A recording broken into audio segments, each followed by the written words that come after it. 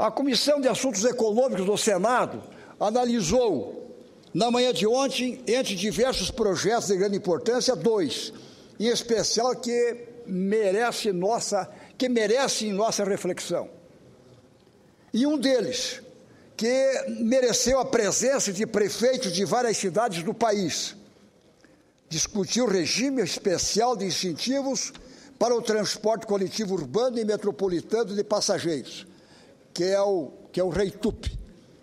Em poucas palavras, e sem adentrar nas especificidades do texto, a proposta é buscar desonerações de tributos ou subsídios que permitam reduzir o custo do transporte público.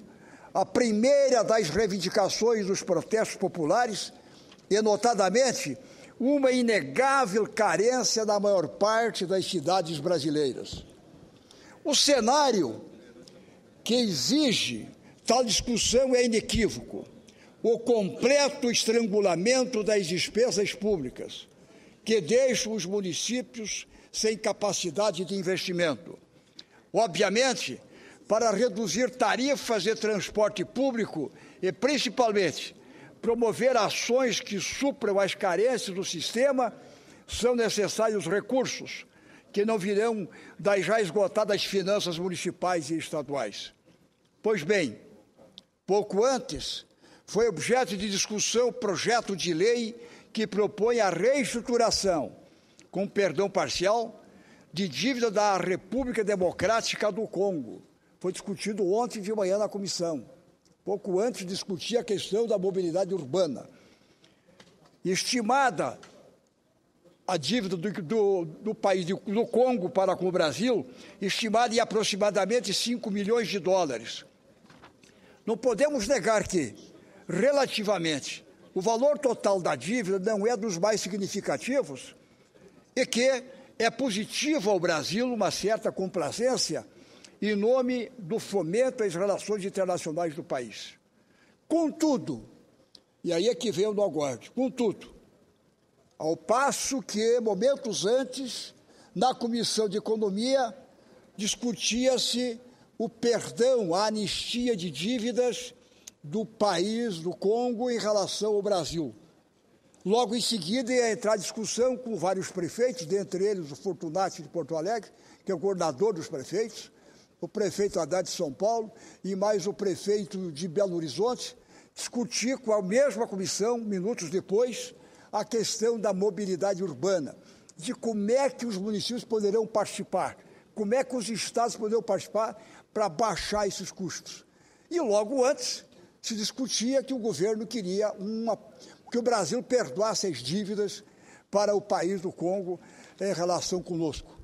E aí levantou-se a discussão. Mas como é que nós vamos? Tudo bem que é possível colaborarmos, temos que ter complacência, mas será que o momento nos ajuda?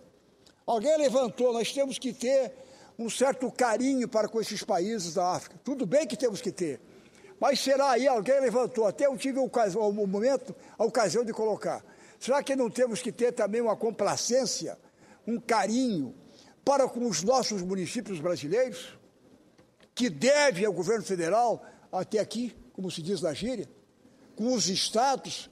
Será que não é o momento de termos uma certa complacência? Como é que eles vão retirar mais dos seus custos? Da onde vão retirar? Do seu ISS, de suas receitas para baixar os preços? Tudo bem, mas e como é que vão poder arcar se já não tem mais com o que espichar a sua elasticidade, a sua borracha? Se não tem mais corda, como é que vai se fazer? Então, e aí, contudo, é impossível não relacionar os dois assuntos. Se o governo federal exibe tal benevolência para com a República do Congo, poderia estendê-la aos nossos estados e municípios, sufocados por uma impagável dívida com a União, que exaure os seus recursos e sua capacidade de investimento. Muito sabiamente, o presidente da comissão, senador Lindenberg Farias, acabou retirando da pauta o projeto para futura apreciação. Ele viu o tumulto que estava ali e resolveu retirar essa proposta de anistiar, de perdoar as dívidas com a República do Congo, em função do que nós vimos debater em seguida em relação aos municípios. A discussão acerca da dívida dos estados é inadiável. É essencial para que volte a reinar o equilíbrio federativo e a real soberania dos entes. A revista Discussão, produzida pela Secretaria de Comunicação do Senado Federal, traz como pauta da edição atual uma ampla e precisa radiografia que permite visualizar a real dimensão do problema. Informa a publicação que, em março passado, senador Paulo Paim, os 26 estados e o Distrito Federal deviam à União mais de 416 bilhões de reais, segundo o Banco Central. Ao somarmos a dívida dos municípios, somente São Paulo deve mais de 57 bilhões, a dívida acumulada alcança quase R$500 bilhão.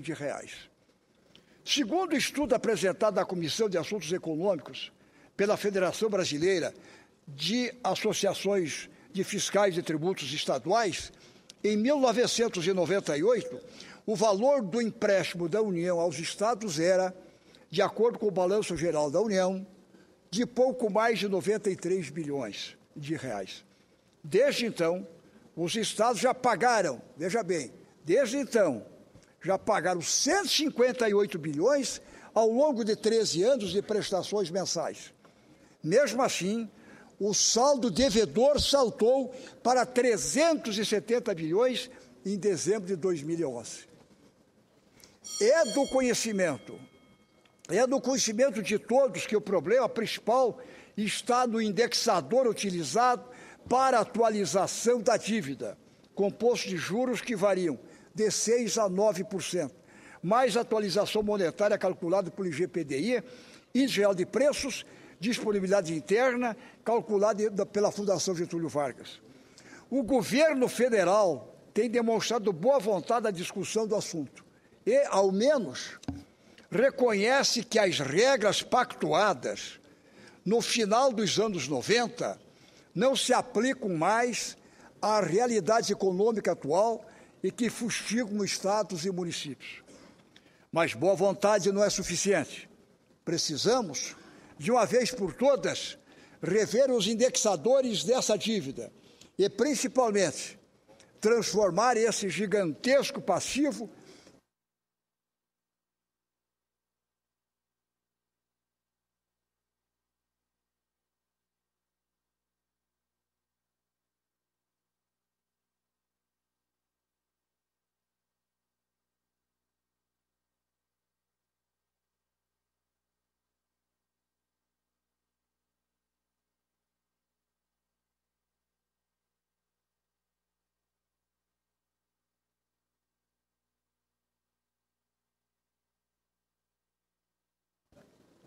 permitindo assim, senhor presidente, eu repito, senhor presidente, uma parcela dessa dívida para o investimento pela infraestrutura dos estados e dos municípios, compondo desta forma a capacidade administrativa e empreendedora dos estados. Merece nota a emenda aprovada ontem na CAI, de autoria do senador Luiz Nunes Ferreira. A proposta prevê que estados e municípios descontem do pagamento da dívida com a União, até o limite de 30%, os recursos efetivamente aplicados no programa de incentivos ao transporte público. Obviamente, não é possível que o governo federal faça desonerações com o chapéu alheio, como já ocorre no caso da República, ou melhor, no caso da redução de IPI, por exemplo. Já vou encerrando, senhor presidente, finalmente. Como temos dito repetidamente, o novo Pacto Federativo, mais até do que a reforma política ou qualquer outra mudança que seja objeto de protestos e manifestações, é peça fundamental para atender os verdadeiros anseios da população. É promovendo a soberania financeira dos estados e municípios que virão os investimentos necessários em saúde, educação, segurança e mobilidade urbana.